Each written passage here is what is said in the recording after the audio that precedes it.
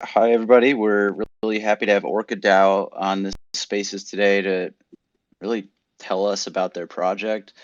I think, or I hope everybody has seen at least some tidbits from the Pangolin account and probably learned a little bit about Orca themselves. But this will be an opportunity to go a little deeper into what they're doing, the problems they're solving, and why you guys might be interested in the project overall. And we just added some new farms for both of their tokens. That's the AVAI token and the Orca token. Actually, how do we pronounce the first token? Yeah, you nailed it. Is that right? Nice. Okay, great. That's how we say it anyway. But yeah, I was on a Spaces the other day, and people were talking about how they pronounce Avalanche, and AVAX was the preferred pronunciation, and I thought that was kind of fun. I always pronounce it AVAX. I don't like that at all. Yeah, I'm an AVAX guy myself, but I don't know. Okay, well, cool. Well, why don't you kick us off with who you guys are, and then if you want, you can jump to who Orca is too. Brad? Yeah, sure thing. So, hi everyone. I'm Brad. Yeah, we are Orca DAO. So what we are, most people probably know this now, but we're a decentralized lending and borrowing platform using our stablecoin AVAI. At the time when we started Orca, we didn't really see any native stablecoins on Avalanche when we began. This was in the early spring. And so we wanted to add to the growing Avalanche ecosystem and try to have a piece to all the growing DeFi products that were coming about. So a proven business model that we found worked elsewhere that we wanted to bring into the Avalanche ecosystem was what we kind of based Orca and AVAI off of, as at the time there was no current offering. And so because we were both quite bullish on Avalanche as investors ourselves, basically we just wanted to contribute there to fill in that gap. And in doing so, we also wanted to change the notion that crypto is bad for the environment, and really wanted to push hard that triple bottom line agenda that we go on about sometimes. So balancing profits, people, and planet sort of thing. So we started Orca DAO, like I say, in the early spring, and that was kind of, if people can recall, when Elon Musk was going through that energy narrative stuff in media, right around our kind of first peak of the bull market there. And so we kind of spawned this idea partially to counteract that narrative, and just thinking that wouldn't this be a great opportunity to bring people and planet along for the ride and hopefully excel all three facets. So yeah, that's really Orca in a nutshell. Kyle, anything to add? Yeah, and just to add to that, we do that through, you mentioned the C fund. The C fund is something we've implemented where 15, right now it's 15% of our revenue actually will go towards nonprofit charities, such as the Great Pacific cleanup, the Garbage Patch cleanup. We have a basket of about 6 nonprofit charities that we have. You can see that on our docs or on our landing page at AVAI finance. But yeah, we really are trying to not just be revenue profit driven. We want to actually help the environment, which is something that really is lacking in a lot of things. And I don't know if anyone with projects such as Olympus, but for some reason they just had a vote as well that doesn't want to give to charities, and we want to give back as well as giving to the community. So yeah. Yeah, that's really interesting. I love that personally. I think it lines up with Pangolin's goals as well, of being good, not just making a profit and people money. How has that been received? I mean, like you said, Olympus just voted against it. What does your community think about it? So far, I feel like our community has embraced it. we are still working on the implementation, and we're trying to do a quarterly C fund revenue share to those charities, rather than like every week or whatever, because we want to have a sizable fund, which is definitely growing now, and we hope will grow even faster as we continue our progress as a protocol. But we haven't heard anyone talk negatively about it. It's been all positively received. That's great. All right. Well, before we jump further into Orca itself and the product and the problems you solve, can you tell us a little bit about you two as people and where you were before starting Orca and what you were doing? Yeah, for sure. So I'll get this going. I just didn't introduce myself, but I'm Kyle. I'm also Brad and I actually founded the protocol originally, and we've been growing our team. But I started in crypto in 2017 as an investor. That first, that big 2017 bull. I looked at Bitcoin. I regret this. I tried mining Bitcoin back in 2013 and never got it working properly. That would have been nice if I stuck to that. But yeah, I really got into crypto in 2017. I personally have been coding for 10 years. I have a bachelor's degree in physics, but I also have a minor in computer science. And I've been coding full stack for multiple years. Currently, I'm studying my PhD. And we decided to do this project together because I'm almost done, so I'll have time, and we wanted to just really fill that gap in Avalanche. But I'll let Brad talk now, so I don't keep rambling.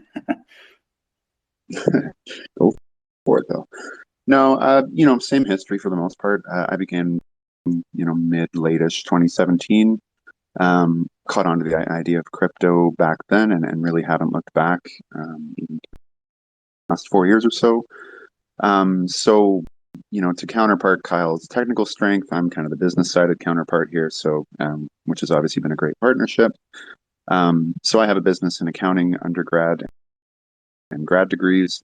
I have a CPA and I think 4 or 5 years now as a fintech project manager. So of course, the leap to blockchain projects isn't, all that daunting and actually pretty natural. Everything but the hours are quite natural, as I'm sure many of us can relate. Same idea, though. Just kind of shared a goal and a dream of beginning a project in blockchain after investing for so long, and just started to see, the gaps at the time that we thought we could fill, and realized we kind of had the prowess to make it work. We got started, and again, I haven't really looked back. That's great. And we just attended a conference, Decentral Miami, and the number of people that came up and said, "Oh, I started investing in Bitcoin like 7-10 years ago," just gave me so much FOMO about like, oh, I would just wish I had stuck with it earlier. So I hear you, Kyle, on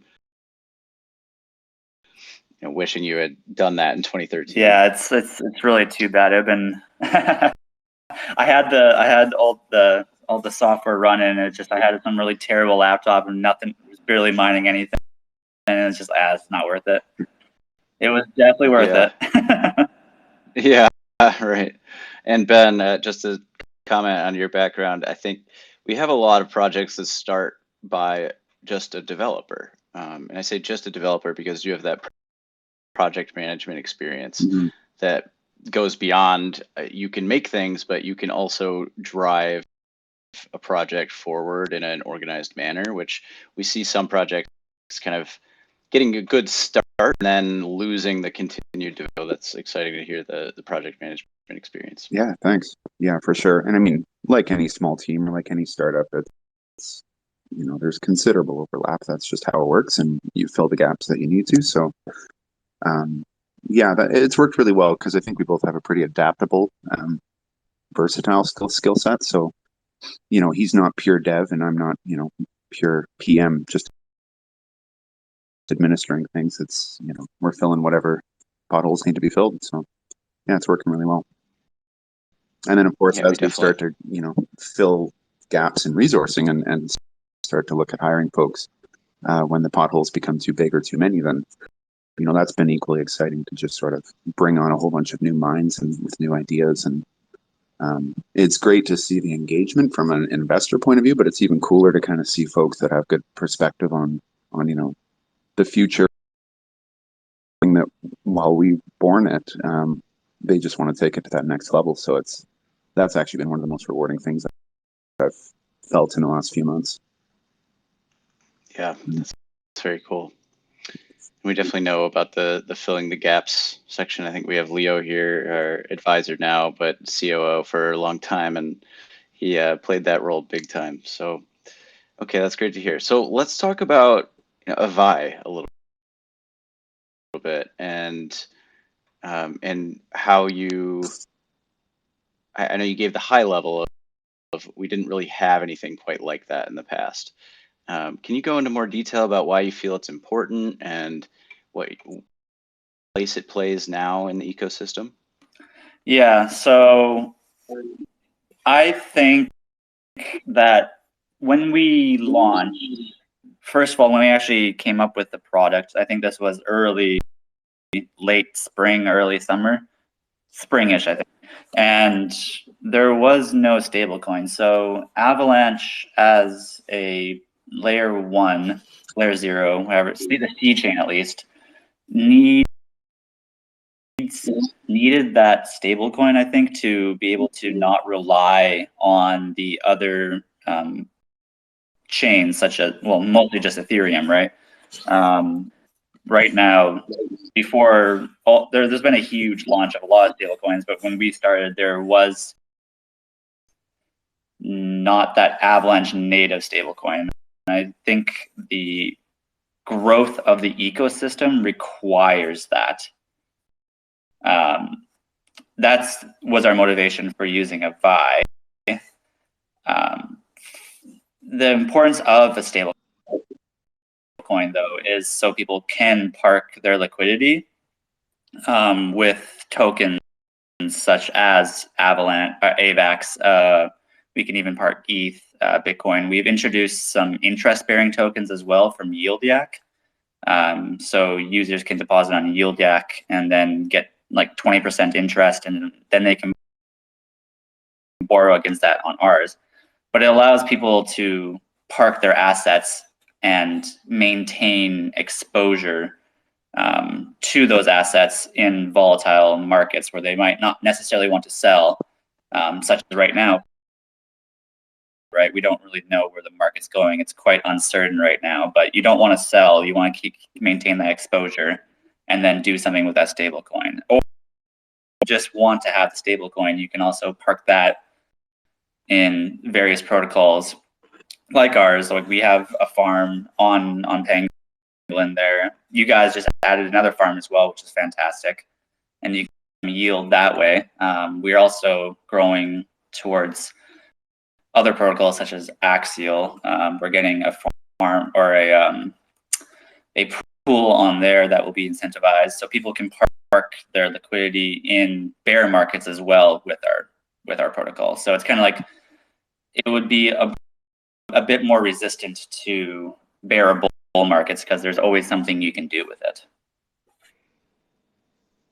Yeah, that's really interesting, especially like you said, given the timing right now, that could be a very attractive offer. Seems like, especially Avalanche has had a great run up, and most coins have had a great run up. But what's next? People are a little unsure. So basically, they can use you guys to both hold exposure, but also not be totally exposed to. Exactly. Got it. Okay, and cool. Yeah, exactly. And we also want to not just have AVAI, but they want to be part of the DAO as well. Our Orca token acts as a governance token, and it also acts as a revenue sharing token. So people can use the Orca token and they can deposit into something like we have our protocol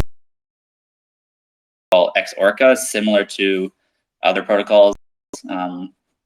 Joe has implemented it, Trader Joe, Penguin Finance is similar, where users can get part of the revenue, and we distribute it every 2 days, and 40% of our revenue goes towards giving back to ex-Orca stakers, and then another 40% goes to a treasury that's controlled by the DAO, which will be controlled by Orca holders. So interesting. And do users that hold Orca or ex-Orca, do they have to stake it? What's the process there? For governance, you can. I've set up. We have right now. We use Snapshot for governance. So if you're in ex-Orca, you have a vote. If you're holding Orca, you have a vote. If you're in any of our farms on our website specifically, we have an Orca AVAX farm and a AVAI. I guess we just got rid of Orca AVAI, so it's just the Orca AVAX pool. But we also have an ex-Orca pool. So if you're in any of those pools, we can actually see your Orca in there, even though you're not holding it specifically or staking it somewhere specifically. So we can see it, and you can vote with. But for getting the revenue, you do have to stake it using ex-Orca. Okay, got it.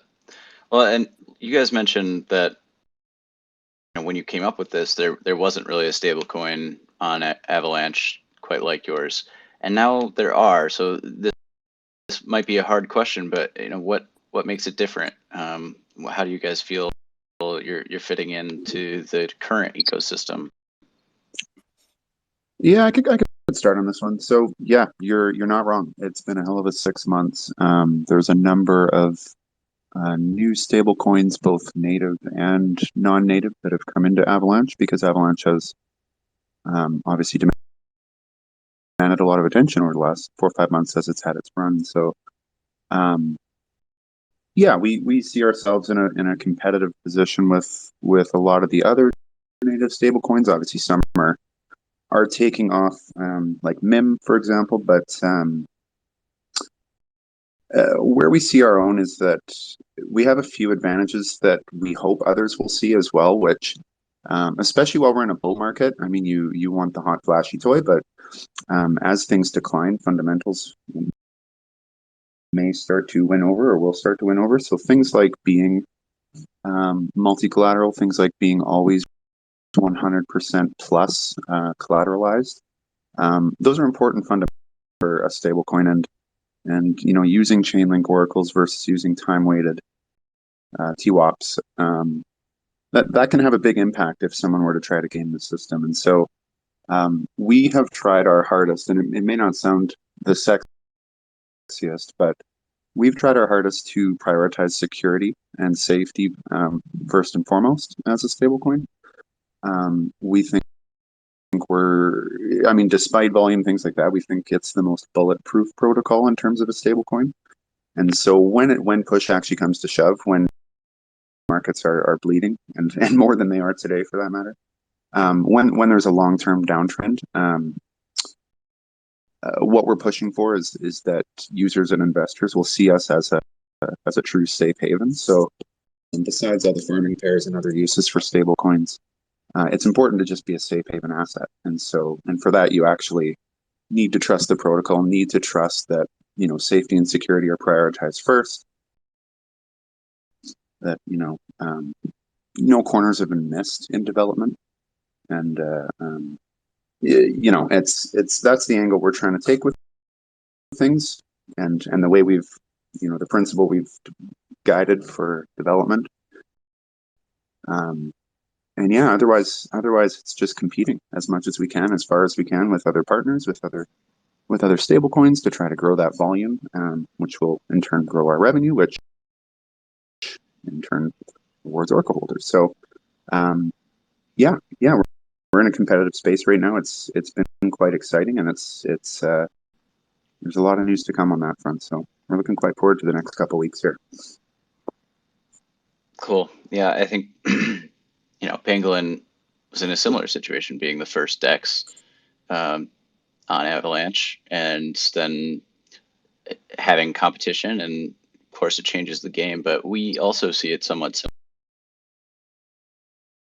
of being a safe place, being transparent, being governed as a DAO can set us aside. And the thing we just spent a lot of time at this conference, and I just repeatedly said, like, there's plenty of room. Avalanche is young, and it's so big already that there's a lot of room for all of us. Yeah, without a doubt. I just also want to add on to Brad's answer there that the code that we have implemented for Orca was implemented especially for scale. It was not meant, it was built with not just like this summer or this winter. It was built for 2 years from now, so that when it is DAO controlled, it's going to be super easy to control it, because we don't want to just be a one and done protocol. We don't want to just launch and then 6 months we're dead. We want to be here for the long term, supporting the Avalanche ecosystem all along the way and being DAO controlled. So this was an important goal in mind when we actually used the protocol, was to make it being able to scale properly with that transition from kind of more centralized control where we protocol are controlling it, to moving towards that DAO where they can vote to do things and they can implement it on chain, for example. So that, I feel like that sets us aside from a lot of protocols that are definitely more towards that centralized control and don't really have any roadway path to decentralization. Yeah, that makes a lot of sense. And FYI, Ben, I just muted you. We were getting just a little bit of feedback. I think you can unmute yourself whenever you're ready to speak. So that's all good. Yeah, I'm in a weird spot right now. Thanks. No problem. That's great. Well, let's talk a little bit about like partnerships. I mean, you mentioned working with Axial a little bit. Obviously, you're working with Pangolin and setting up farms there. How else do you guys partner, and how important that is to the project overall? I can take, oh, you want to go for it, Brad? Yeah, I could start. You can Okay. fill in the holes.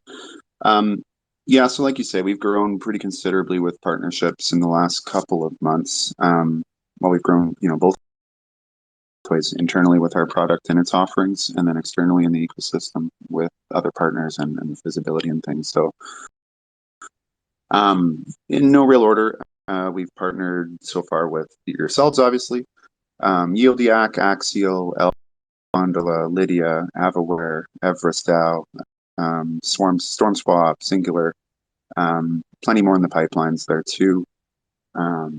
So what we look for each of these, it's we're all trying to grow our own projects. We're all trying to complement the AVAX ecosystem and make it a #1 stop for DeFi, things like that. So when we look to make partnerships, and I haven't always got this vibe from other projects, but this is what we're trying to do for the sustainable side of things, is we're trying to ensure that the effort's two-sided and that there's going to be a legitimate benefit to both parties. Otherwise, over time, it's never going to be a true partnership, right? So bitterness will grow and eventually things will decompose a bit. So obviously our top priority is to grow AVAI, which in turn grows our entire protocol, but also finding solutions that can work for other partners as well is, it's essential to having more than just a partnership in, a quick announcement of a Medium article and a tweet, and then, set up a farm and you're done with it. So, an easy example and one that's had high visibility for us is Yieldiac. So obviously there's a genuine new brand new use case for with, their receipt tokens. Previously, they would just hold their YRT tokens as receipt, but then now with our collaboration, they can use that receipt as the collateral to loan against. And so our ecosystem thrives because we get the volume, we get the revenues of loaning and borrowing. They get the brand new use case for their YRT tokens. So it's a win-win. It's obvious, it's innovative, and it kind of helps push the whole space forward because it offers that brand new use case. So win-win, right? So that's what we're kind of looking for when we go to choose partners. Is how can we make this work for both of us? So you can't just look to try to fleece another project by touching base first or whatever the case. So it's got to be mutual. Does that answer the question? Yeah, it does, and we see it the same way. And it's kind of tough from our perspective. Like, we just have to watch and see who is supporting us back, because there's a lot of loose promises of support that happen in the space, and then they kind of trickle off. And I think that's something that Pangolin is working to be really good at. You know, we don't want to just tweet about you once and have a farm and that's it. It's, as a DEX, you know, we have the ability to support the best and most transparent projects continually. So I hope we can be a good partner for you on that. Yeah, so far so good. Yeah, for sure. We've talked with Leo before, and we've had nothing but support from Pangolin, and honestly, love you guys on the chain. Actually, your guys' airdrop months or near the big, I don't even remember what month it was, but that's what actually brought me to Avalanche. So I have you guys to thank for me actually being on this chain. Yeah, I can't tell you how many times I heard that this week, and it was so great to hear. Hey, that was me too. The Pangolin airdrop brought me to Avalanche, and now I work for Pangolin, so it's kind of cool. And just want to say the same, that I love the vibes at Orca DAO. Love your team, what you're trying to do. It's been great working with you guys. Yeah, appreciate that very much. Yeah.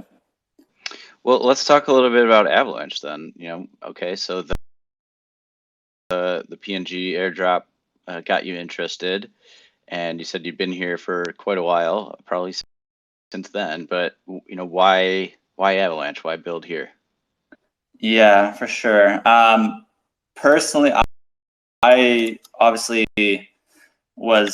I think lots of us actually started obviously on Ethereum. But when Avalanche came out and that Pangolin airdrop came on, and I actually tried Avalanche and played around with it, I was wholly convinced that this was going to be the next big thing. But aside from that, and I'm glad I did, because it turned out that it might be. But aside from that, I think Avalanche fits an important role for our protocol for Orca, because Avalanche does fit this idea of being green conscious, right? Due to the proof of stake, which has been advertised very often by Emin, and I think is super important. But it's not only that, but also the experience is fast, as anyone can attest, and the tech is just it can scale so much better. I really I'm very tech focused when I look at the stuff in 2017. I was very excited about Ethereum because of the tech, just like I'm excited about Avalanche because of the tech. It can scale. It has a great community. Having talked with so many of these different protocols, and Pangolin for one, Yield's been great. A lot of different protocols have been great. We love the community here. It has everything a project could ever want. And the fees are low, and I know there's been a lot of FUD about that recently, but I mean, you just saw the update that came out, I think it was yesterday, and Avalabs pushes those updates out so fast that it's just, you don't need to worry about the fees, because you know they're going to be lowered as time goes on. And this, of course, helps all projects, but I don't think Orca DAO is any exception there. I don't think our fees are super high, just because our contracts are pretty optimized, but it still helps a ton. And yeah, there's also that huge push by Avalabs for trying to let the rush, right, to push teams and push the community forward, and the all the different great grants that they're giving out and stuff, and hopefully we can get one. We'll see one day. But just being in a community that pushes the community is something that we really like as a protocol. Yeah, that's great. I mean, I love, yes, there was FUD about the gas, but you're right. They respond so quickly. They're on top of it. They have solutions. And overall, I think something as Pangolin, we've seen just the support of the whole community and from Ava Labs. Like, they're doing a great job making sure that the projects grow in the space too. So yeah, for sure. And it's great to see. It's great to be part of it. yeah, awesome. All right, let me just check here. I think we've covered quite a bit. The next question on the list was really just, what sort of tips would you have for anyone that is newer in the space, newer to DeFi? Any recommendations on how to get started, how to learn more or better? That's a really good question. There are so many angles you could take with it.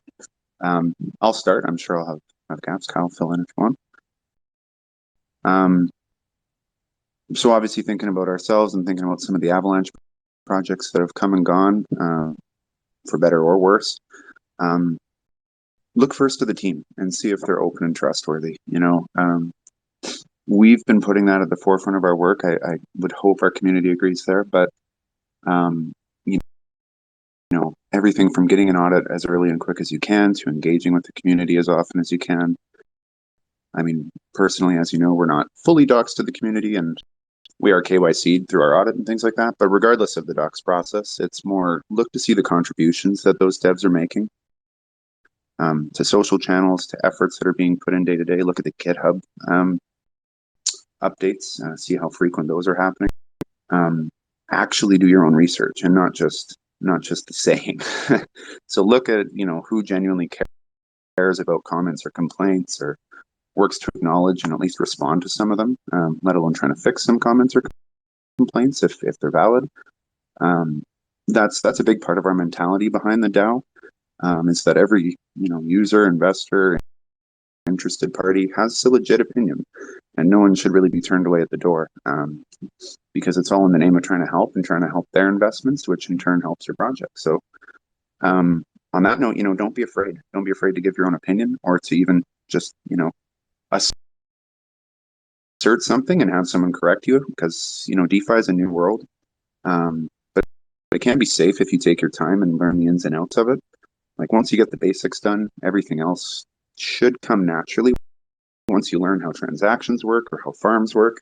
And if you need any help navigating, that's one of the best parts of Avalanche, right? There's tons of people, both Orca DAO or anywhere, that are happy to help. Another thing I'd say is probably just keep a level head. Like, it can be real shocking if you're a new user to open up a farm and see some multi-1,000% APRs. So try to keep that in check a bit. Try to rationalize them, and then make your own level-headed decision. Realize that those won't be there forever, even though they look real pretty on the surface. Understand the team behind it, and what they're working to do to try to keep it as profitable and sustainable as possible. Yeah, we're early, of course, and there's big gains and opportunities everywhere, but don't get too stuck either on a single process or plan that you'd made just because it might not be working out. So, use the information as an investor. If you have good information or bad, make as informed a decision as you can, and don't think about the past and try to cling to something that's just not going to happen. So, the more time you put into researching, the better off you might be, as long as you don't let your ego or stubbornness get in the way. So if you're clinging on to that asset that's just not working out, and there's not really a real roadmap to fixing it, just realize it, and it's time to move on. So it's a very exciting space, and it's not what a lot of us grew up learning about investments. If you did grow up learning about them, it is still a bit west in terms of managing your own money, right? And that's incredibly exciting, but it can also be quite daunting. So just by step and keep a level head would be my main tips. Paul, anything to add to that? Bit of a ramble there, but I also want to add one little thing is that don't throw all your money into one protocol just because it has a huge APR. Throw what you're willing to lose into it, because from speaking from personal experience, I have aped. You go into protocols and they don't work out like you expect them to, and you have to understand that risk sometimes. Just with any investment, right? It doesn't always go up. So just be safe. But when it comes to DeFi protocols, read the documentation. That's what I suggest the most, is just read the docs, because that's the most important thing. yes, please. Yeah. Yeah, some very good level-headed recommendations there. I think we've all lost some money, some of us more and more of it than others, but definitely don't overinvest. Yeah, it's been an interesting couple of weeks, hasn't it? But It got a has, good yeah. stablecoin if you're looking for one, if you want to just de-risk for a while. Yeah, I'm actually, I really am going, look into it a little better and see what part of my portfolio might be better suited there. Especially like the revenue share, the feel that I get from Orca is solid community. I love the giving back to the environment, and the revenue share. All of it sounds like something I want to be a part of personally. So yeah, we really love our community. They're very strong, and they're committed to making the protocol better. And we really appreciate the feedback they give us. that's great. It's really important. Well, those are the questions that I had. Is there anything else that you want to leave us with, or another discussion topic? We have some time if you'd like. So I just want to maybe touch a little bit on some of the just like reiterate some of the benefits that we have introduced recently, and that some of the things we're actually going to have moving forward as well.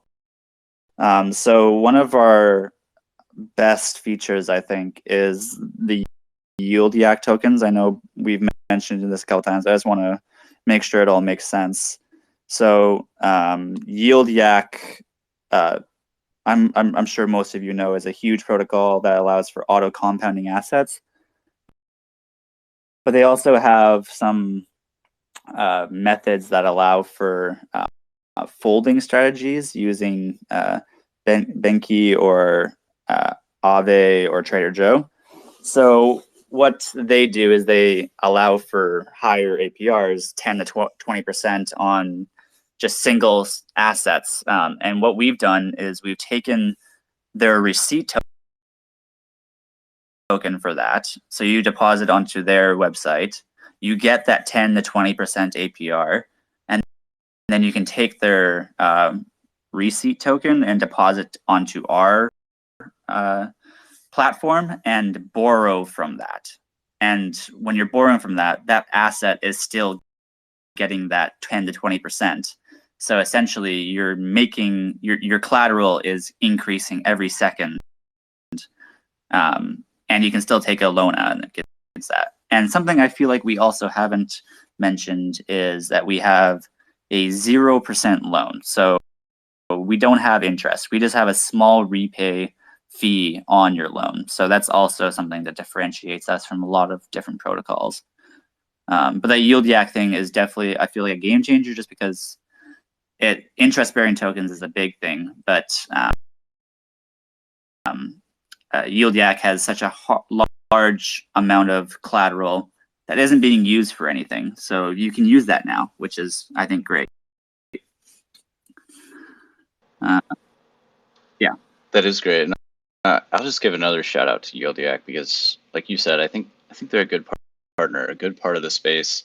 They're Avalanche native, and there's a lot of auto compounders and things like them, like Beefy, for example. But Beefy's cross-chain, very cross-chain, and not necessarily supporting Avalanche in the same way that YieldYak and even Snowball, there's another great one, are doing here for us. Snowball is a great team, and that's also something I mentioned. We're working with their team through Axial, and in the future through their actual platform as well. But right now we're working with Axial, and I believe within the next coming days we'll have a pool launching on their website that will co-incentivized with Orca token as well as Axial token. So, and that will be a stable pool. So no risk of impermanent loss, no loss of funds.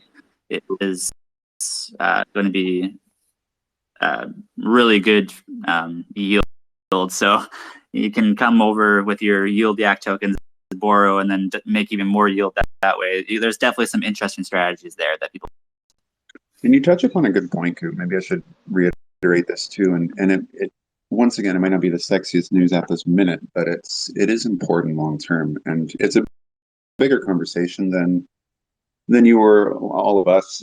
It's an avalanche as an entire protocol thing, but no disrespect to DeFi whatsoever, because they've got a good project and a good product, and but like you say, it is a cross chain, and it's not necessarily benefiting Avalanche. It could benefit some investors that choose to jump in and jump out, but a big part of our genesis of Orca AVAI was to strengthen the Avalanche protocol on its own. So obviously right now, Ethereum is, the group to beat, the ecosystem to beat, and Avalanche is, in our opinion, the best candidate to do so. But to do so, you really got to build outward. You can't rely solely on these cross-chain things. And so things like DeFi, while, good product, good project, isn't going to be that answer for Avalanche specifically if there's a future where Avalanche thrones the king sort of thing. So that's also kind of had in mind as Orca DAO is looking to platforms that are, Avalanche first, not necessarily Avalanche native, but Avalanche first. There's even other stablecoins like KeyDAO that have started to try to come across to cross-chain, which is also kind of a governance stablecoin combination. But these revenues don't end up staying in the Avalanche ecosystem, right? They end up being taken right back to its native, so which is Matic or Polygon. So it is an important point. Whereas Beacon might have a good product, they aren't the native, and that might be important for Avalanche in a future where we become that much more self-sustaining. Yeah, I totally agree on the opinion that we have to cultivate the native projects to give people a reason to actually bring funds on chain and get excited and stay here. I think there are some projects that have brought a lot of hype and attention, like Wonderland, like Joe. Even they're doing a great job getting people into the chain and excited, and I think we need more of that. Yeah. And one last thing for YieldYak was that they were one of the projects, the Avalanche projects that formed a partnership with Olympus DAO along with Pangolin. So I like to see that they're helping to figure out what's next too. So I think we all have to keep in mind that it's early and we're not done with our product at this point. What's next, and we have to have the Avalanche native people figuring that out too. Yeah, congratulations on that partnership, by the way. That's really awesome. I think moving forward, we too, as a protocol, want to move towards the protocol-owned liquidity, just because I feel like that is going to be the future of ensuring that when these farming APRs go down, right, you still have people that can trade. Yeah, it's awesome. Yeah.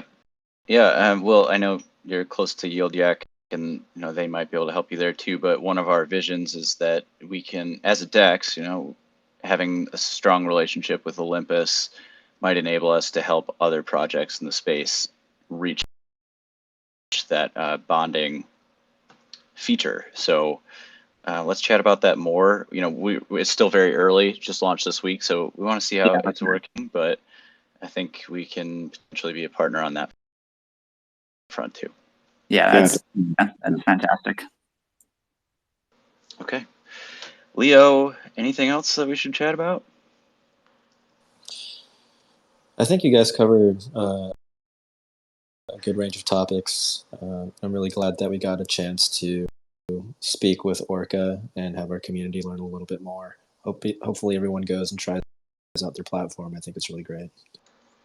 And we'll provide the recording of this. We'll put it on our YouTube, and happy to have you guys, you know, put that wherever you'd like as well. Great. I appreciate you guys hosting this. And for any viewers that have any questions about our protocol, feel free to visit our Telegram or our Discord. We are pretty active. We try to answer as fast as possible. And if we're not there to answer, then our community usually is able to answer. So, yeah. Awesome. Leo, I have one question for you. How was her in person? Oh man, it was amazing. It was a spiritual experience. You know, I mean, he looks like a video game character. He's very ecstatic, but in person, he's a professional, nice guy. Definitely knows how to work the brand. And Totally. I think that was awesome to have him. That was the most surprising part was, well, how professional he was. You know, he kept following up with us about the posts that he did and giving us the metrics, and I was just super impressed by him overall, and the people loved him. I mean, every time we went outside to like get some cell service, he was swarmed by fans, so it was pretty cool to watch. That's awesome. Awesome. Well, thanks again, guys. We'll definitely be following up, and hope everyone checks out Orca. This was a great talk. I feel like I learned a lot personally, so thanks again.